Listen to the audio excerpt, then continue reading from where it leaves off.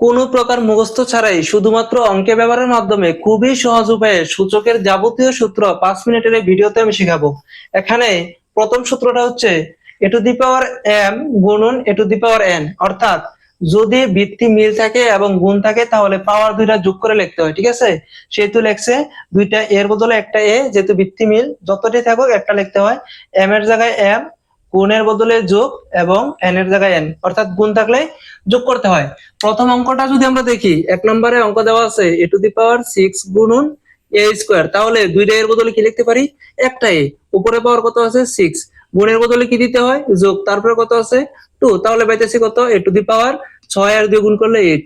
ঠিক আছে, প্রথম সূত্রের অঙ্ক কিন্তু এর টাইপের হয়। ঠিক আছে, এবার যদি দ্বিতীয়টার দিকে তাকাই, দ্বিতীয়টাতে বলা হয়েছে বি টু দি পাওয়ার 9 ভাগ বি কিউব।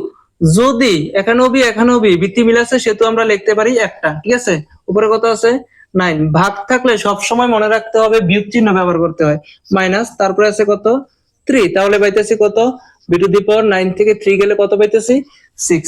ঠিক আছে, যেমন এখানে বুঝাইছে এ টু দি পাওয়ার এম ভাগ এ টু দি পাওয়ার এন সমান সমান A to the power M minus N, অর্থাৎ ভাগ থাকলে পাওয়ার কি করতে হয়, বিয়োগ করতে হয়।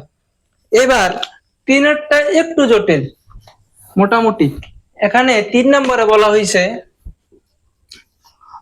X to the power 6 into X to the power 9 ভাগ হচ্ছে এক্স কিউব। তাহলে আমরা কি লিখতে পারি, এখানেও একটা এক্স এখানেও একটা এক্স, দুইটার বদলে একটা এক্স লিখলাম। কেমন, উপরে কত আছে 6, গুণের বদলে সবসময় কি চিহ্ন দিব, যোগ, তারপর কত আছে 9, নিচে কত আছে এক্স কিউব।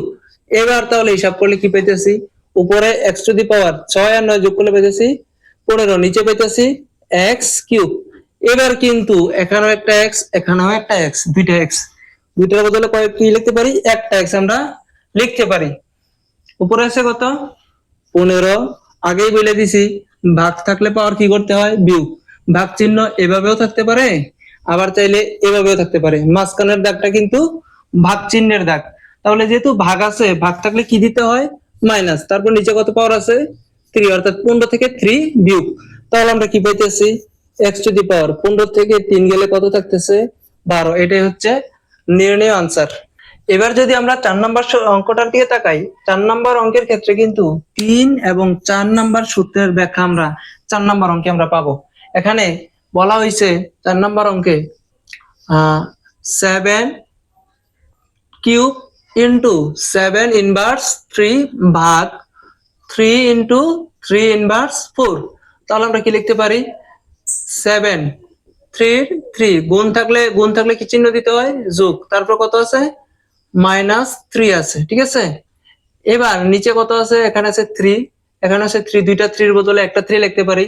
3 এর উপরে কোনো পাওয়ার নেই, মনে মনে লিখতে হয় 1, কোনো পাওয়ার না থাকলে 1 লিখতে হয়, গুণের জন্য যোগ, তারপর আছে কত -4 ইকুয়াল টু কি লিখতে পারি 7, 3 প্লাস, এখানে 3 প্লাস, প্লাসে মাইনাসে প্লাস না সরি প্লাসে মাইনাসে -3, আর নিচে পাইতেছি 3, তারপর পাইতেছি কত 1, প্লাসে মাইনাসে -4। ঠিক আছে, এবার যদি হিসাব করি 7 এর উপরে 3 থেকে 3 বিয়োগ করলে পাইতেছি 0। ঠিক আছে, আর 3 এর ক্ষেত্রে 1 -4 আছে, তাহলে কত লিখতে পারি 1 -4 এর জন্য, 1 -4 সমান সমান পাইতেছি 3। আর এখানে যদি 3 না সরি যদি লিখি 4 - 1 ইকুয়াল টু পাইতেছি আমরা 3, আর যদি 1 - 4 ইকুয়াল টু পাইতেছি আমরা -3। সব সময় খেয়াল রাখবা বিয়োগ করলে বড় সংখ্যা থেকে ছোট সংখ্যা বিয়োগ করতে হয়, কিন্তু সব সময় বড় সংখ্যার চিহ্ন ব্যবহার করতে হয়। এখানে 4 এর সামনে কোনো চিহ্ন নাই, তাহলে মনে মনে প্লাস চিহ্ন ধরতে হয়, সেহেতু প্লাস চিহ্ন বসাইছি 3 এর সামনে। ঠিক আছে, এখানেও 4, 1 আর 4 এর মধ্যে 4 এর সামনে মাইনাস চিহ্ন, সেহেতু 3 এর সামনে মাইনাস চিহ্ন বসাইছি। সব সময় খেয়াল রাখবা বড় সংখ্যার চিহ্ন বসাইতে হয়, সেহেতু আমরা যদি 1 থেকে -4 বিয়োগ করি তাহলে পাইতেছি -3। এবার 7 টু দি পাওয়ার 0, একটা সূত্র এখানে আমি লিখছি a টু দি পাওয়ার 0 সমান সমান 1। কেমন, a টু দি পাওয়ার 0 সমান সমান 1, যেমন এই 4 নম্বর সূত্রে a টু দি পাওয়ার 0 সমান সমান হচ্ছে 1। শুধু a টু দি পাওয়ার 0 না, যদি 5 টু দি পাওয়ার 0 হয় তাহলে 1, অর্থাৎ কোনো কিছুর উপরে যদি 0 থাকে তাহলে এটার মান দাঁড়ায় 1। যেমন যদি আমি লিখি 52 x cube whole to the power 0, এটার মানও 1। অর্থাৎ কোনো কিছুর উপর পাওয়ার যদি 0 থাকে এটার মান দাঁড়ায় 1। তাহলে 7 টু দি পাওয়ার 0, এটার জন্য আমরা কি লিখতে পারি 1।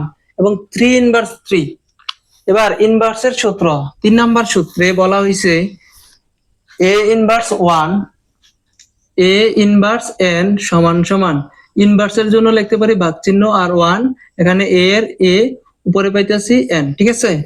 যদি এইভাবে না থাকে, যদি এইভাবে থাকে a ইনভার্স 5, তাহলে কি লিখবো আমরা a ইনভার্সের জন্য ভাগচিহ্ন আর 1, এখানে a আছে a, তারপর উপরে 5 এর 5।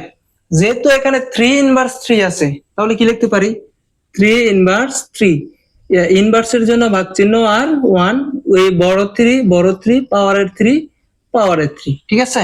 সেহেতু আমরা লিখতে পারি 1 ভাগ 3 কিউব, ঠিক আছে। তো এবার কি লেখা যায় 1 এর 1, মাঝখানের 1 এর 1, নিচে 3 কিউব সমান সমান, 3 কিউব সমান সমান কত লেখা যায় 3 কিউব মানে হচ্ছে 3 এর উপরে পাওয়ার 3 আছে, 3 বার গুণন, একবার দুইবার তিনবার, অর্থাৎ 3 বার গুণ করলে 3 3 9, 9 এর সাথে 3 গুণ করলে 3 9 27, অর্থাৎ 3 কিউবের মান পাইতেছি আমরা 27।